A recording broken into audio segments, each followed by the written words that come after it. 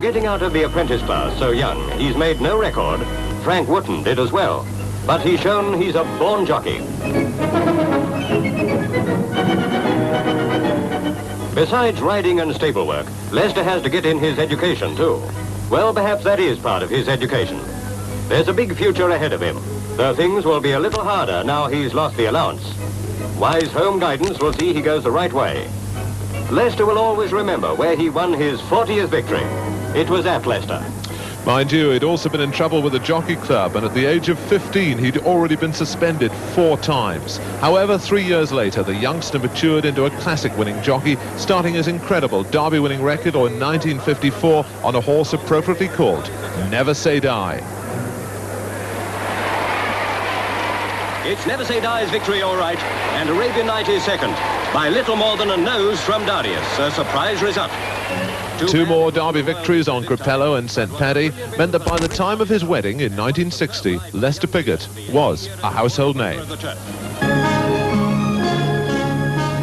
St. Mark's North Audley Street with famous jockey Lester Piggott about to come under starter's orders in the matrimonial stakes, or should I say handicap. The best man was John Sutcliffe, an assistant trainer. Lester's father contributed to the general racing atmosphere, and the bride was pretty Susan Armstrong, daughter of the popular Newmarket trainer, Sam Armstrong. After victory on Survivor in 1968, he was voted Daily Express Sportsman of the Year. So Max Aitken welcomed Marion Coates. There too, Christine Janes and Anne Hayden-Jones, and another Whiteman Cup star, Virginia Wade. Big names galore. Billy Walker, David Hemery, world champion racing driver Graham Hill, and hundreds of others. But there were 2 people who ranked above every other sporting personality present in a popularity vote. One was Marion Coates, equestrian queen and sportswoman of the year. The other was Lester Piggott, one of the greatest jockeys of all time and now sportsman of the year. What a thrill for Piggott and the audience as they saw again his great Derby win on Sir Ivor. In 1970, the great Nijinsky became the first horse for 35 years to lift the Triple Crown, but it hasn't all been success. Ironically, it was at Epsom that he came close to death when his mount went berserk in the starting stalls. They're under starter's orders,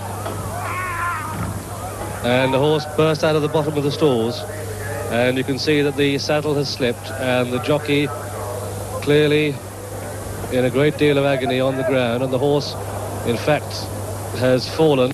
But despite having his ear nearly ripped off, he was soon back, riding Derby winner number 9. Well inside the final half furlong, Lester Piggott coming home on his 9th Derby winner, Tinoso, from Carlingford Castle in 2nd place, coming up towards the line. Tinoso's going to win it from Carlingford Castle. Tinoso the winner, Carlingford Castle. No man in the history of the Derby has a record quite like him, and as he prepares for his last ride in the race, we salute the greatest jockey round Epsom, Lester Piggott. Yes. So, the trip is 1.5 miles, and number 2 is Damister, ridden by Yves Saint-Martin, drawn 14. 3, Lanfranco, Cassius Mooson, drawn 12. 4, Law Society, Pat Edery, 2. 5, Main Reason, Philip Waldron, 9.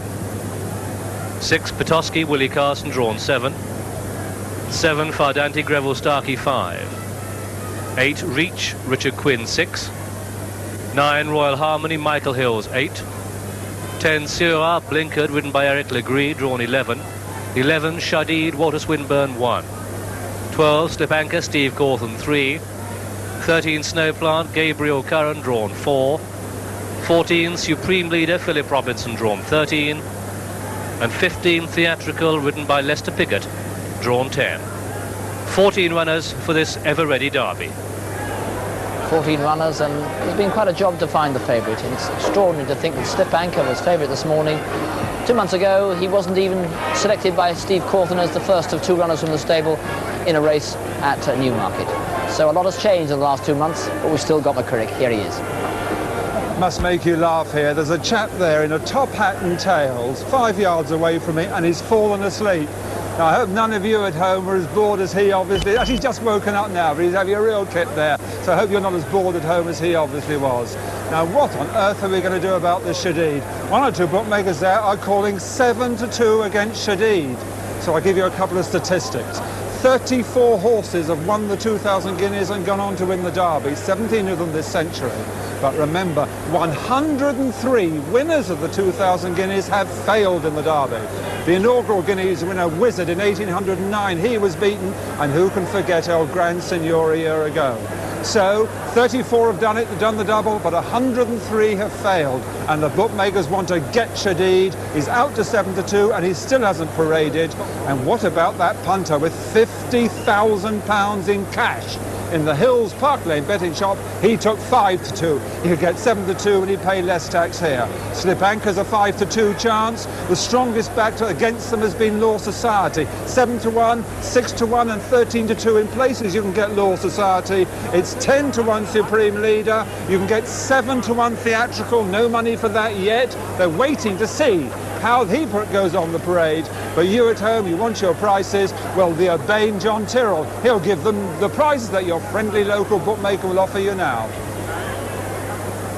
And they make Slip Anchor the 5-2 favourite, Shadid 7-2, Law Society and Theatrical both at 6-1, Supreme Leader and Lanfranco at 10s, Damister a 14-1 chance, and Reach at 25-1, Petoskey, Syrah and Royal Harmony all at 33-1, Bardante at 50s, Snowplant 100-1, and Main Reason is the 200-1 outsider, all 14 quoted. 200-1 outsider, Main Reason, and I'm afraid he does look a bit impossible. Surat's an interesting one. There was a great story rushing around this morning. He'd injured his leg. Well, talk about story being wrong. It wasn't him who was injured at all. It was his stable companion, Strawberry Road, who'd injured his head. But he's all right too. But here at Epsom, 8,000 bottles of champagne are going to be consumed, we understand, during the course of the afternoon, several on top of those buses.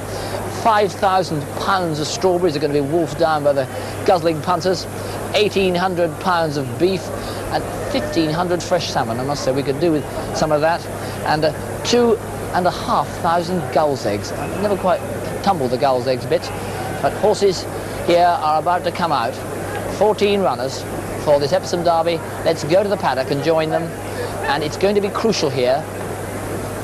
It's going to be crucial, the behaviour of Shadid and Theatrical. They're both horses riddled with nerves. You saw a glimpse of what it looks like from above. But both Shadid and Theatrical are horses to whom the parade is going to be absolutely crucial. I remember Nikolai came from Ireland, like Theatrical does, 5 years ago, and he completely bowled over beforehand. But Golden Fleece, who's a full brother to, rather a half brother to Shadid, also by Nijinsky, he sweated a lot beforehand. And Lester Piggott, who was standing beside me here, he agreed with me that he didn't like the look of Golden Fleece, but he did it very impressively. So, as we begin to look at them in the paddock, the crucial question to John Oaksey is, has he yet seen either Shadid or Theatrical, and if so, how are they looking? The answer is, Brough, that I haven't seen either of them, because neither Shadid nor Theatrical is yet in the ring, but they may just be coming in now. I think they are coming in, and here is Shadid, and he's coming in at the trot. That's number 12, Slip Anchor, but Shadid came bouncing into the ring. He's only ridden by one. He's only led by one lad at the moment. I know Walter Swinburne will be pleased to see that. He looks really well. He's not yet sweating. He's only just nicely on his toes. I wouldn't think that so far Michael Stout and Shadid's supporters will be at all depressed by his behaviour. He's behaving perfectly well. Well, he's going to try and become the fifth horse in the last 39 years to win both the 2,000 guineas and the Derby. So let's look back and see how he won the General Axon 2,000 guineas. We'll see that in a moment. He wasn't quite as brilliant. Here is Shadid. has already hit the front in the big white noseband. That's Bern in the Sheikh Mohammed colours, coming to challenge him just a moment ago. Shadid looked like coming home alone, but as you see, in the end, Lester Piggott really has to pull out not all the stops, I would say, not all his strength, but he definitely has to shake the big horse up. Bern challenging really strongly, with Supreme Leader also running on really well. Keep an eye on him, but Shadid, well, would he have held on if they'd had much further to go? I must say my feeling after that race was that Bern had run the best Derby trial, and Supreme Leader a pretty good one too. There's no doubt about Shadid's ability. He's almost certainly the fastest horse in this field.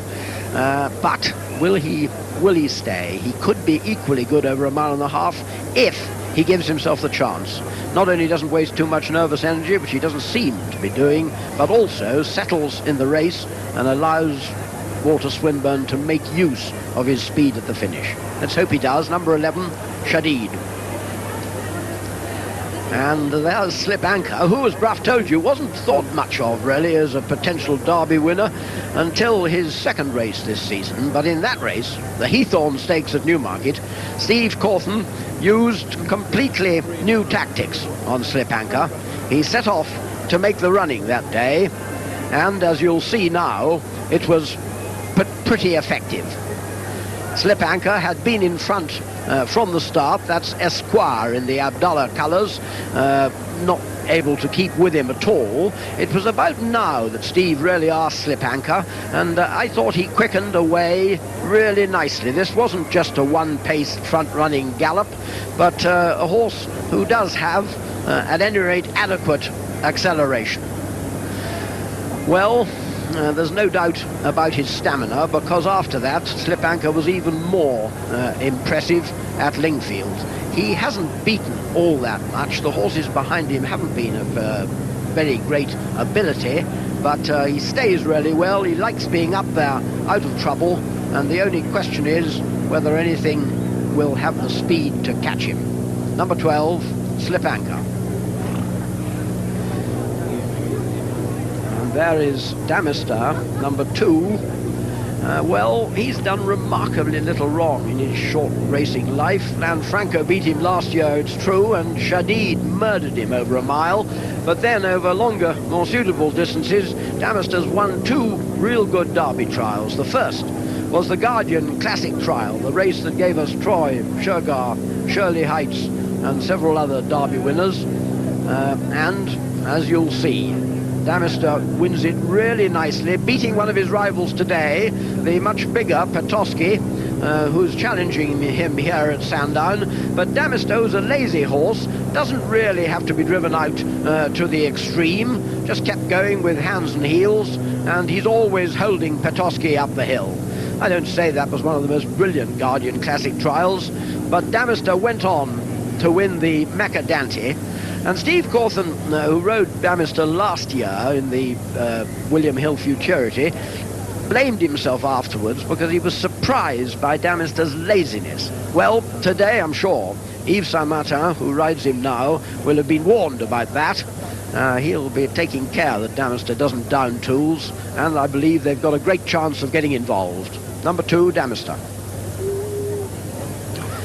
And there is number 15, Theatrical. Surely the one we would most like to win, all of us, because he is Lester Piggott's 32nd Epsom Derby ride, and almost certainly his last.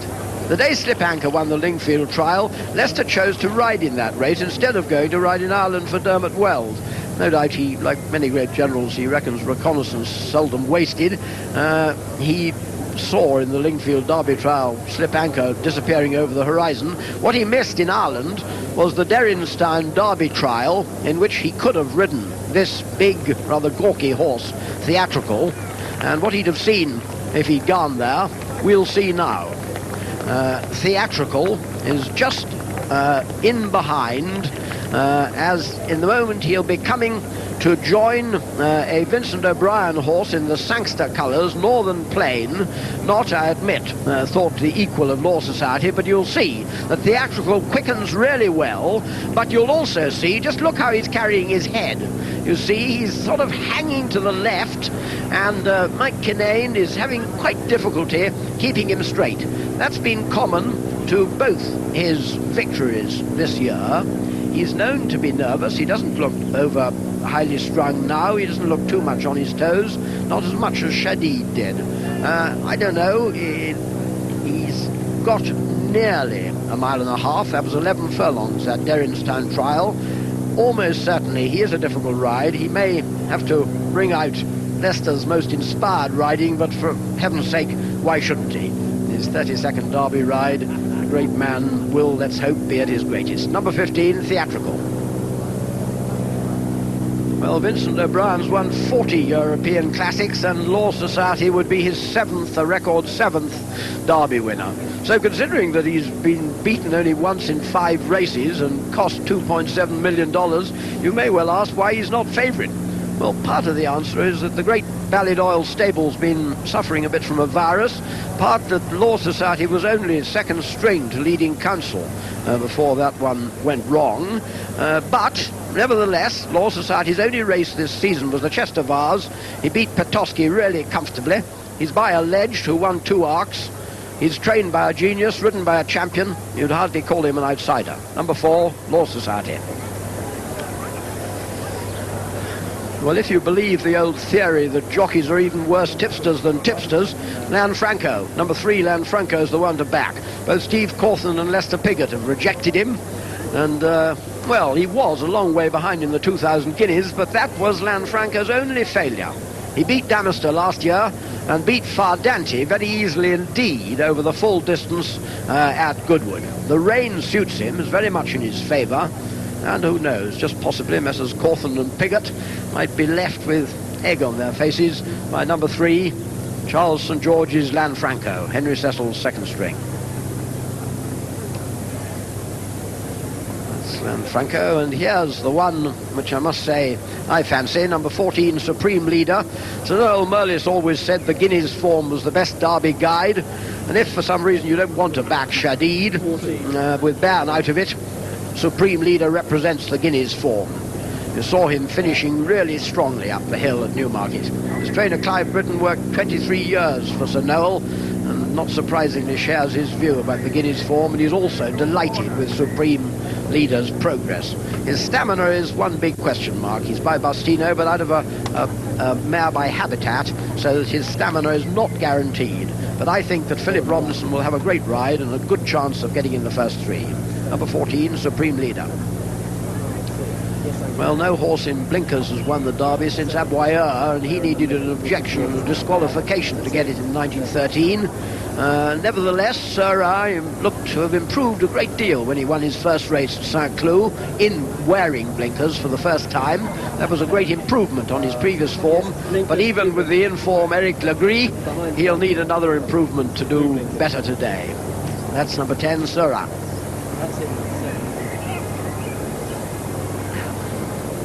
In the braces there, Greville Starkey, who won on Shirley Heights. Well, he's another who's done precious little wrong, Fardanti. After winning 4 times as a 2-year-old, he did run 1 bad race, but at Goodwood the other day, Lanfranco beat him quite comfortably, but that was Fardanti's first race of the year, and his trainer, Guy Harwood's, had a very slow start. Let's have a look at the spectators now. The Queen, Judy Chalmers, described that. I don't know whether she called it tangerine. It's nearly tangerine. Princess Anne looking really quite beautifully turned out.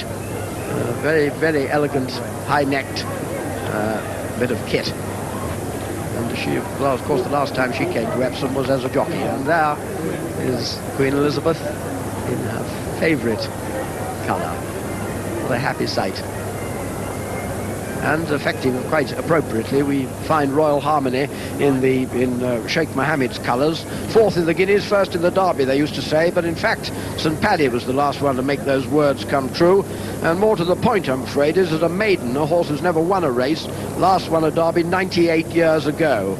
So Royal Harmony would be breaking an awful lot of rules. But if it was the ground that beat him at York, which it probably was behind Damister, he's been working really well since. And, well, if a maiden's going to get into a place, Barry Hills has always thought an awful lot of this one. Number 9, Royal Harmony. And there's Reach, one of two runners trained by Paul Cole and owned by Fard Schaumann.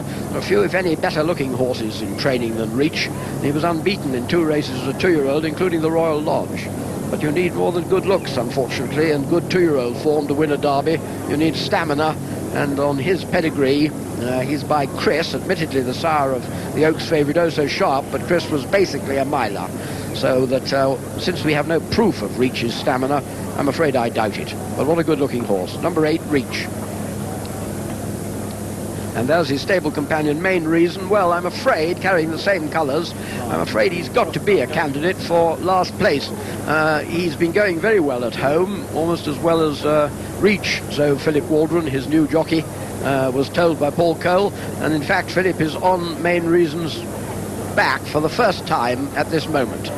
He'd never ridden him when Paul Cole rang up at 9 a.m. this morning.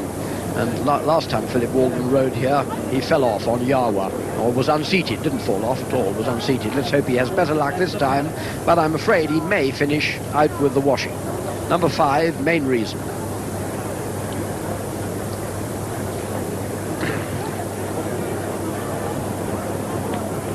Now then, Pat Edery rides Law Society. Well, Pat has won 6 classics and 2 derbies on Grundy and Golden Fleece, and that's Christy Ryan leading Law Society. Behind him comes Philip Waldron, who was second on Master Willie. Philip Waldron on Main Reason, but we'll go forwards. And the parade is led, of course, by Yves Saint-Martin on Damister. Well, Yves Saint-Martin, with Lester Piggott, one of the only men alive who's ridden a winner of 1 of each of the 5 English classics, and he's won no less than 28 French classics, including 7, would you believe it, 7 derbies. A wonderful record, and 1 Epsom record, 1 Epsom derby on Relco. Cash Asmussen is having only his 2nd ride in the derby. He was 10th on Gordian in 83. But this 23-year-old, of course, has been doing brilliantly in France the last 3 seasons. Pat Edery on Law Society, 6 classics, 2 derbies, I told you, Grundy and Golden Fleece. This is his 14th ride. Philip Waldron on Main Reason, only his 11th ride, last time out unseated by Yawa, or rather the last derby he was riding in, and he was 2nd on Master Willie in 1980. Philip Waldron on Main Reason. And there's Petoskey, Willie Carson riding Petoskey for Lady Beaverbrook and Dick Hearn. 9 English classics winners won, and 2 derbies, of course, on Henbit and Troy. This is his 17th ride. Revel Starkey on Fardante has won 4 classics and 1 derby on Shirley Heights. He's also been 2nd, 3rd and 4th in the race, and this is his 22nd ride. Revel Starkey on Fardante. And there's Reach, Richard Quinn, having his very first ride in the all-green colours of Fard Salman on Reach. And Michael Hills is also having his first ride on Royal Harmony, trained by his father. His very first derby ride. His brother Richard was 4th on his first ride. And there's Eric Legree, who you've already seen winning the 2-year-old race, but needless to say, this is his first derby ride, although his 2nd at Epsom.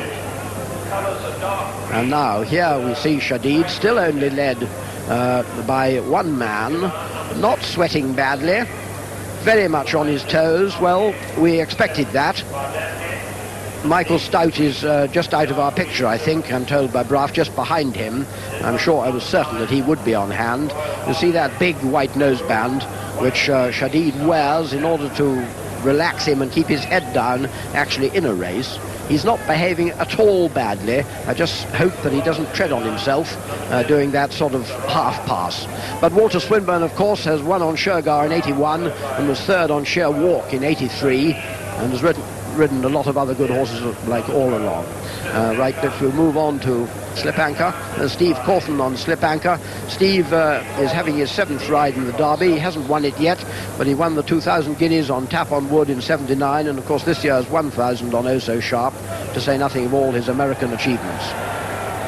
Snow Plant is ridden by Gabriel Curran, having his 3rd ride in the Derby. He's only had 2 winners in England, and that one of those was the 2,000 guineas on Nebbiolo. Philip Robinson's having his second ride on Supreme Leader. Looking at Snow Plant, though, as they go down with Gabriel Curran. Very much one of the outsiders. Snow Plant, although he's won a couple of races since Theatrical beat him. I'm just seeing Sura going down into the paddock. But this is Supreme Leader.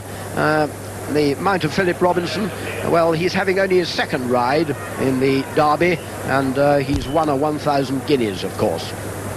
There's Supreme Leader going down very nicely, but I didn't say when I was talking about him before, of course, he's never come round a corner. Supreme Leader going down nicely, and there's Shadid, who seems now to be nicely settled. Theatrical very much on his toes, Leicester not letting him stride out at all. But neither of these supposedly nervous horses has really blown a fuse. Touch wood. I don't believe there's any evidence that either of them have left the race in the parade. Leicester typically just hacking Theatrical down very slowly. It was on this gallop to the start that Leicester had the most ghastly fall in an Oaks one year. Well, there's Slip Anchor. We were never worried about his nerves. But let's have a look at the betting. Let's hear the betting from John Terrell. Slip Anchor 9-4 favourite from 5-2, and Shadid easing 4-1 from 7-2. Law Society 11-2 from 6-1. Theatrical drifting in the market 8-1 now from 6s. Supreme Leader and Lanfranco both steady at 10-1, and Damister is 16-1 from 14s. Reach out to 33-1 from 25-1. Petoskey also at 33s. Royal Harmony and Sura both 40-1 from 33-1. Ardenti at 50s. Snow Plant 100-1, and Main Reason 200-1, all 14 show.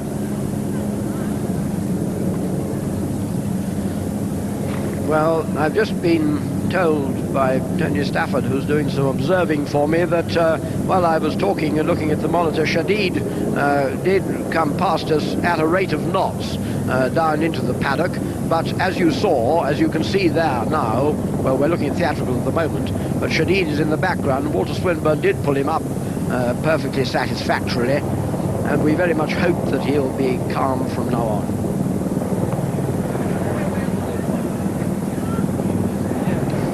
So those helicopter shots show that the scene is set, and I must say in the preliminaries past us here, the horse that sweat most was Royal Harmony of all, but Theatrical certainly was quite stirred up, and Shadid was pretty calm, so confidence rising in the Shadid camp, everything in this derby ready to play.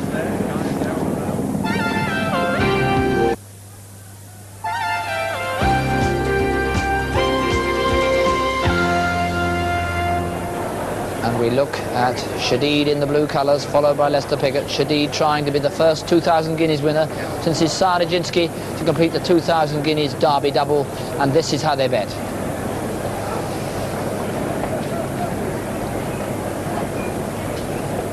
Slip Anchor 9-4 favourite. Shadid now 7-2 from 4-1.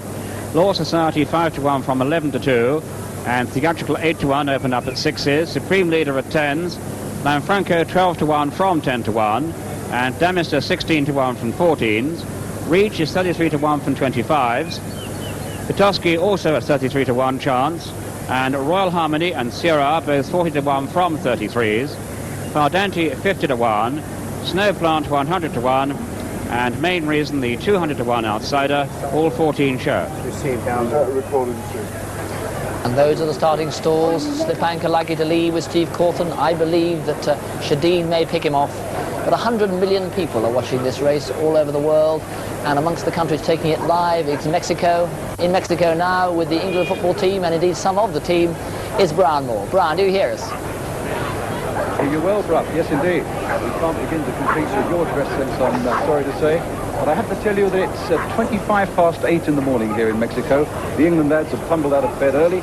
They've not even had breakfast. They wanted to be a part of this big Derby day. Brian Robson, England captain, racehorse owner, who do you fancy? Well, I think Shadid's the horse that everybody's got to beat. But I think Supreme Leader was very close to him in the 2000s. And I think with the extra distance, he might just get up there. 10-1 he is, that's it. Yeah, he's a bit of value for money. Good.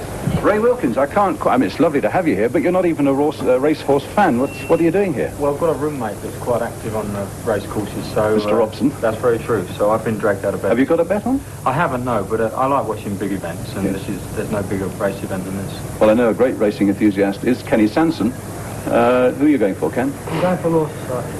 Yeah. Law Society? I know you came into the studio here this morning saying I wouldn't mind getting just a little bet on for a bit of interest. Did you get it on? Yeah, I think Michael's helped me out. Mike Shannon? The bookmaker for this morning. His reputation precedes him, Brian.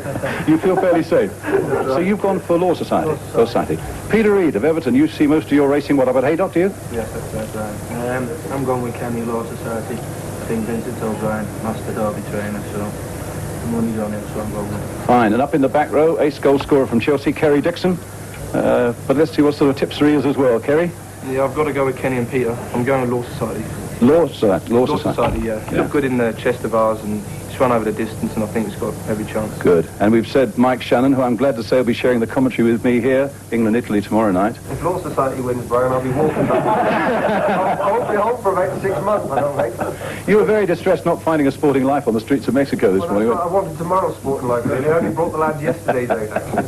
But no, I think that Shadid's got a great chance. That's the one they've all got to beat. Yes. So there we are, Shadid and Law Society. And why have you gone particularly for Supreme Leader? You're on your own, aren't you? The value for money, I think. He was very close to Shadid, like I say, in the 2,000 guineas. And I think with the extra distance, he might just get up there. Well, there we are, Bruff. We've got one or two choices for you, but I think we've got a few more minutes here. We've got some marvellous pictures coming in from Epsom.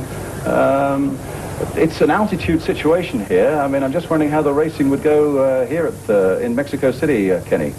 It's been very difficult, it's very hard. I think we do very well at the moment after the 12-minute run. Yes, indeed.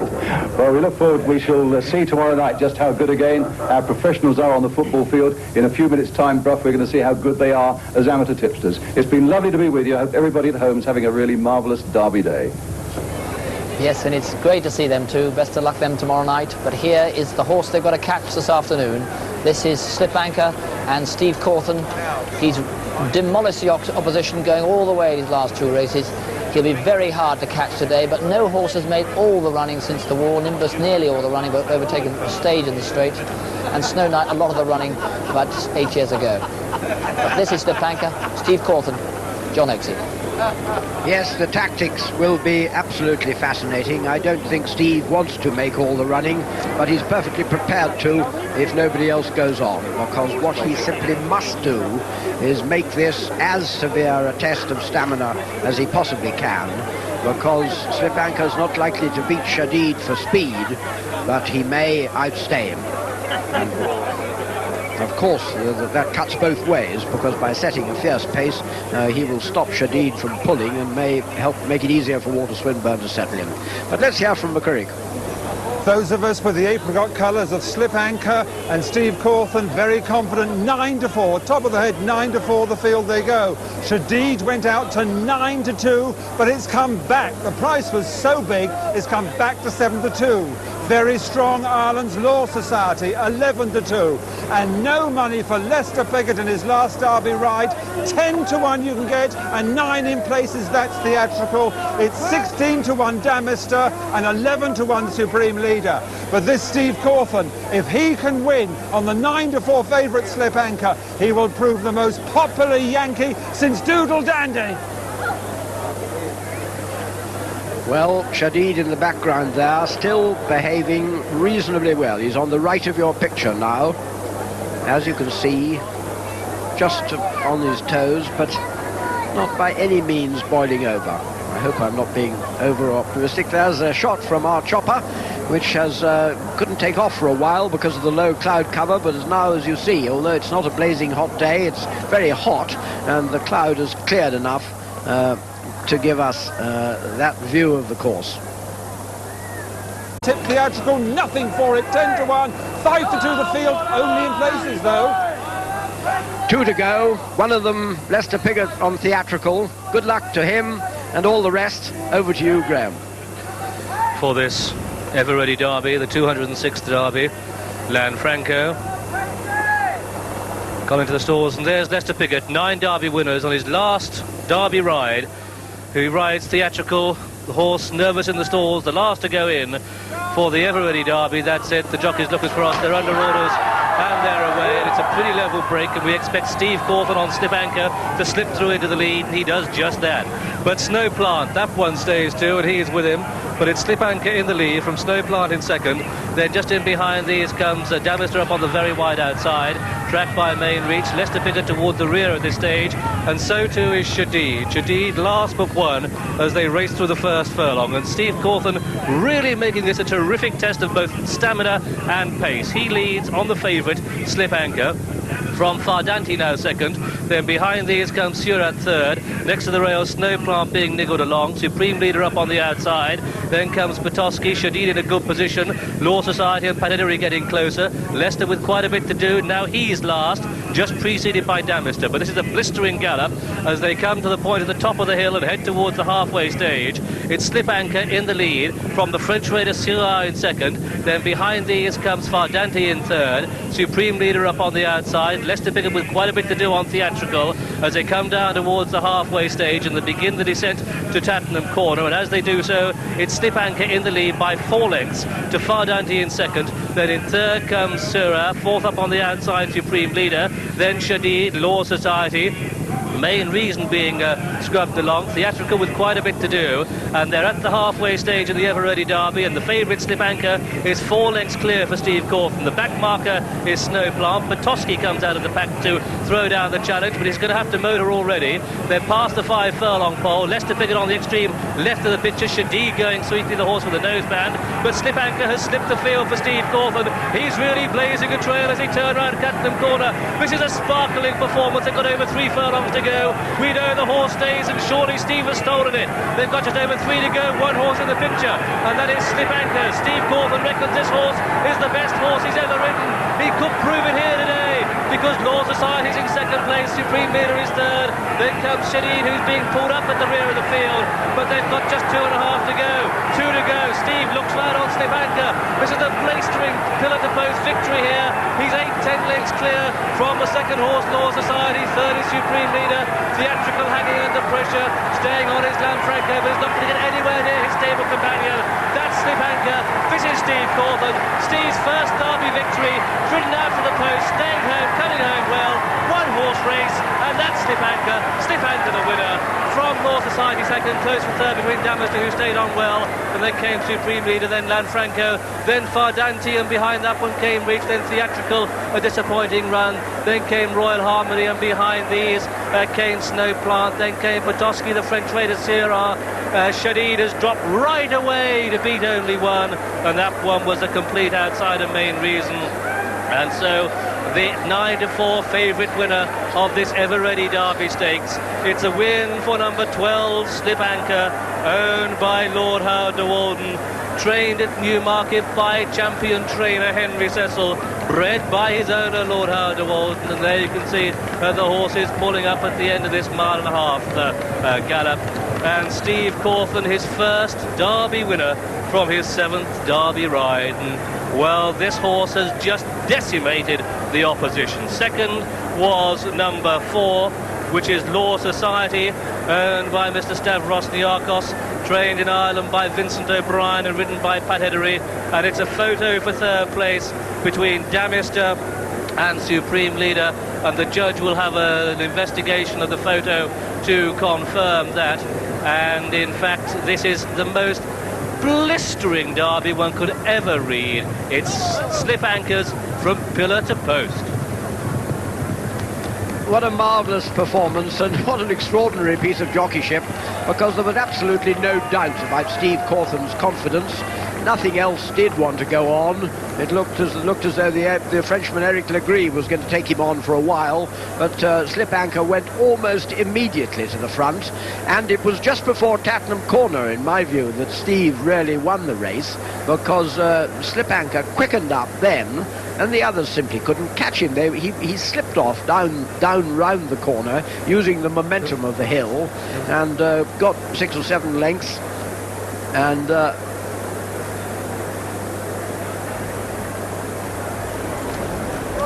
well, here we are, Steve Cawthon. Many, many congratulations, Steve. Thank you very much. Is that a lifelong ambition fulfilled? Yes, yes. How easy was it? Well, I couldn't believe when I looked in behind me, turning into the straight, how far in front I was, but I wasn't going to stop riding. Is he the best horse of all time you've ridden?